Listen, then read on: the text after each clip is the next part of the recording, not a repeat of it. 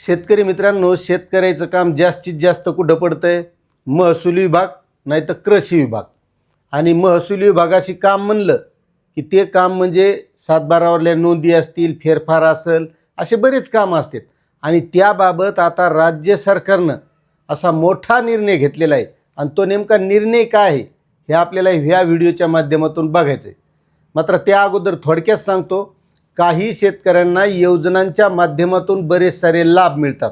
मग त्यामध्ये PM किसान योजना असेल, नमो शेतकरी योजना असेल, महाडीबीटीच्या योजना असतील, आपल्या वावरात अतिवृष्टी झाली त्याची नुकसान भरपाई असेल, माती परीक्षण करायचं असेल, म्हणजे अशा ज्या काही पीक विमा योजना असेल, या बऱ्याच साऱ्या योजनांचा लाभ मिळत असतो.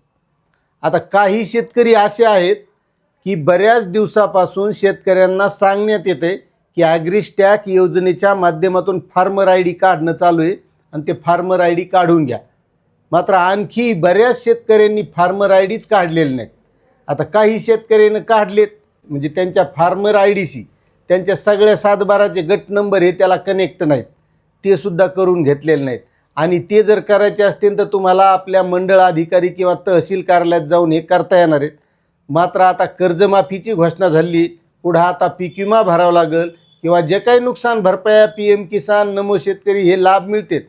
ज्यांच्याकडं फार्मर ID नसेल तर त्याचे हे लाभ बंद केले जाणार आहेत. त्याच्यामुळे लवकरात लवकर जर आपण फार्मर ID काढलेला नसेल तर तो काढून घ्यायचा आहे. आता आपण मूळ मुद्द्यावर येऊ. एक लक्षात घ्या, मागं आता राज्य सरकारनं छत्रपती शिवाजी महाराज महाराजस्व अभियान हे राज्यामध्ये राबवलं होतं.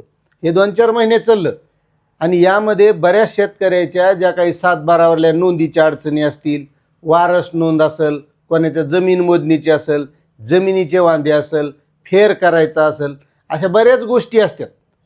आणि या अभियानाला इतका चांगला प्रतिसाद मिळाला की महसूल मंत्र्यांनी आता असा निर्णय घेतला आहे, या अभियानात ज्या ज्या गोष्टी राबवलेल्या आहेत शेतकऱ्याच्या अडचणीच्या संबंधित महसूल विभागाशी कामं पाडण्याच्या बाबतीत, तर हे अभियान आता इथून पुढं 12 महिने राहणार आहे. 12 महिने, 12 महिन्याचे 12 मॉडेल हे मुख्य सचिवांच्या अध्यक्षतेखाली समिती नेमलेली आहे आणि 12ही महिने हे काम चालणार आहे.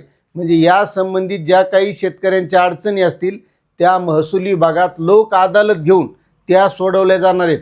मग त्यामध्ये शेतकऱ्याचा फेर असेल, शेत रस्त्याचा प्रश्न असेल, शिवरस्त्याचा प्रश्न असेल, पानंद रस्त्याचा, कोणाचं अतिक्रमण झालेलं आहे त्या बाबतीत, असे सगळे प्रश्न या अदालतीमध्ये सोडले जाणार. आणि यामुळं ज्या शेतकऱ्यांच्या अशा अडचणी असतील त्या या माध्यमातून सोडवल्या जाणार आहेत. असा महत्त्वाचा राज्य सरकारनं निर्णय घेतलेला आहे. तुम्हाला निर्णय कसा वाटला नक्कीच कमेंट करा. चॅनलवर नवीन असाल तर सबस्क्राईब करा. धन्यवाद.